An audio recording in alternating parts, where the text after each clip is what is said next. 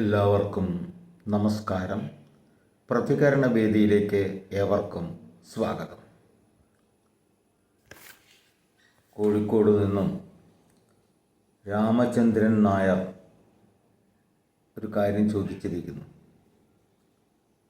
Sir, നമ്മുടെ ഹൈന്ദവ ആരാധനാമൂർത്തികളെ അപമാനിച്ചുകൊണ്ട് ഓരോ പോസ്റ്റുകൾ കാണുമ്പോൾ ഞാൻ സാറിനോട് ചോദിക്കാറുണ്ട്.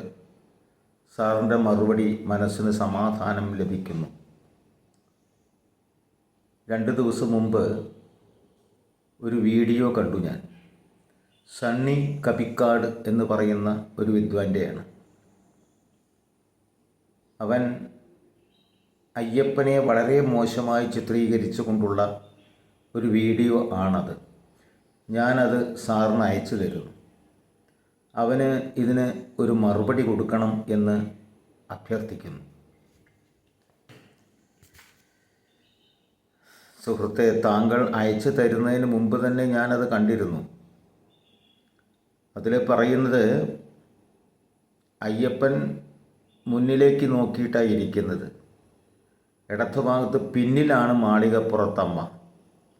മുന്നിൽ കണ്ട പ്രശ്നമാണ്. മുന്നിൽ കണ്ടു കഴിഞ്ഞാൽ കൺട്രോൾ പോകും. ഈ നൈഷ്ഠിക ബ്രഹ്മചര്യം തകർന്നു പോകും. പിന്നെ ഒരു ബലാത്സംഗ വീരനായി മാറും. ഇതൊക്കെയാണ് അയാൾ പറഞ്ഞിട്ടുള്ളത്. അതിൽ ഞാനതിന് മറുപടി കൊടുക്കണം എന്ന് ആലോചിച്ചിരിക്കുക. എങ്ങനെ വേണം എന്നുള്ളത് ഇങ്ങനെ ആലോചിച്ചു കൊണ്ടിരിക്കുമ്പോഴാണ് താങ്കളുടെ ഈ ചോദ്യം. താങ്കൾ അതിനെപ്പറ്റി വിഷമിക്കാതിരിക്കുക. കാരണം ഇവിടെ സംഘടനകൾ ധാരാളമുണ്ടല്ലോ. നമുക്കിതിൽ പ്രത്യേകിച്ചൊന്നും ചെയ്യാനില്ല. അയ്യപ്പ സേവാ സംഘടനയുണ്ട്, ക്ഷേത്ര സംരക്ഷണ സമിതിയുണ്ട്, വിശ്വഹിന്ദു പരിഷത്തുണ്ട്. എന്ന് മാത്രമല്ല ഹൈന്ദവ സംഘടനകൾ ധാരാളമുണ്ട്. അവർ പ്രതികരിക്കുകയും കേസ് കൊടുക്കുകയൊക്കെ ചെയ്യട്ടെ. ഇതൊക്കെ ശരിക്കും കേസ് കൊടുക്കാവുന്നതാണ്. മനസ്സിലായില്ലേ? അവൻ ഇതിനു മുമ്പും ഇതേമാതിരി പലതും പറഞ്ഞിട്ടുണ്ട്. അതിനൊക്കെ നല്ല ഭാഷയിൽ മറുപടി പറഞ്ഞിട്ടുണ്ട്. അവൻ പറയുന്ന ഭാഷയിൽ നമുക്ക് പറയാൻ പറ്റില്ല. മനസ്സിലായി? അയ്യപ്പനെ ഇങ്ങനെ അപമാനിച്ച ഈ വിഷയത്തിൽ അവൻ പറയുന്ന ശൈലിയിൽ നമുക്ക് പറയാൻ പറ്റില്ല. കാരണം അത് അയ്യപ്പനാണ് ദോഷം. ഭാരതത്തിലെ എല്ലാ ദേവതകളെയും ഉപാസിക്കുന്ന നമ്മളെ സംബന്ധിച്ചിടത്തോളം ഒരു പരിധിക്കപ്പുറം പറയാൻ കഴിയില്ല. സംസ്കാരം അതാണ്. ആരെന്തൊക്കെ പറഞ്ഞാലും ബഹുദൈവങ്ങളെ ആരാധിക്കുന്നവരാണ് എന്നൊക്കെ പറയും ഇവർ. വിഡ്ഢിത്തമാണത്. ഈശ്വരൻ ഒന്നേ ഉള്ളൂ, അല്ലെങ്കിൽ ഈശ്വരൻ അത് മാത്രമേ ഉള്ളൂ. അതാണ് നമ്മുടെ സങ്കല്പം. എൻ്റെ അഹം ബ്രഹ്മാസ്മി, ഞാൻ ഈശ്വരനാകും, തത്വമസി, നീയും അതാകുന്നു. ഈ പ്രപഞ്ചത്തിൽ എല്ലായിടത്തും നിറഞ്ഞു നിൽക്കുന്ന ചൈതന്യം അതാണ്. ഈശ്വരൻ്റെ ഓരോ ഗുണഗണങ്ങളെ ഓരോ ദേവതകളായി സങ്കല്പിച്ചുകൊണ്ടാണ് നമ്മൾ ആരാധിക്കുന്നത്. ആ ഗുണങ്ങൾ വർദ്ധിക്കുവാൻ വേണ്ടി. മനസ്സിലായില്ലേ? അപ്പം അതവർ തെറ്റിദ്ധരിക്കാതെ പോകട്ടെ.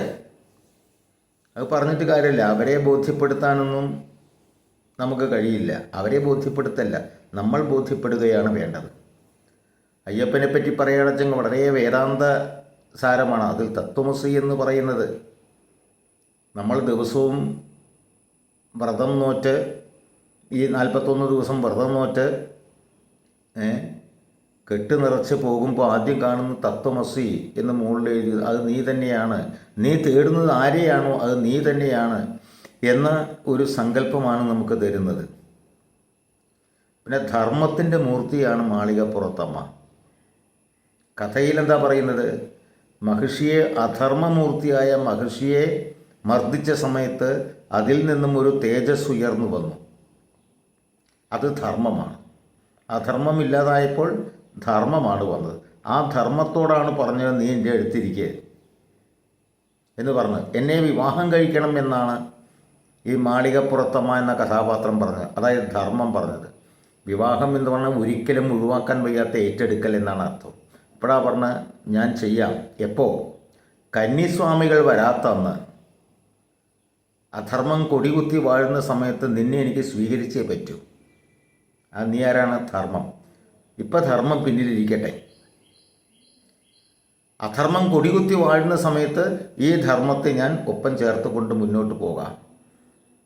എന്നിട്ട് കൽക്കിയുടെ രൂപത്തിൽ അധർമ്മികളെ മുഴുവൻ ഇല്ലാതാക്കാം. അതാണ് സങ്കല്പം.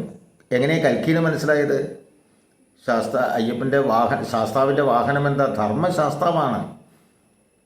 ആ ധർമ്മശാസ്താവിൻ്റെ വാഹനം കുതിരയാണ്. കൽക്കിയുടെ വാഹനവും കുതിര തന്നെ.